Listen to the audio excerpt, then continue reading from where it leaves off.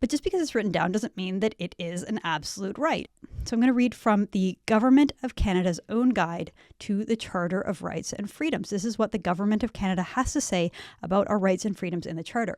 It says this: however, the rights and freedoms in the Charter are not absolute. They can be limited to protect other rights or important national values. For example, freedom of expression may be limited by laws against hate propaganda or child pornography. Section 1 of the Charter says that charter rights can be limited by law so long as those limits can be shown to be reasonable in a free and democratic society. So this is just one example, but it shows that Canada's commitment is not to absolute fundamentalist freedom of speech. We've seen that. Every Canadian knows that. We've seen example after example after example of the government bending freedom of speech. I mean, just look at the Trudeau government's censorship regime.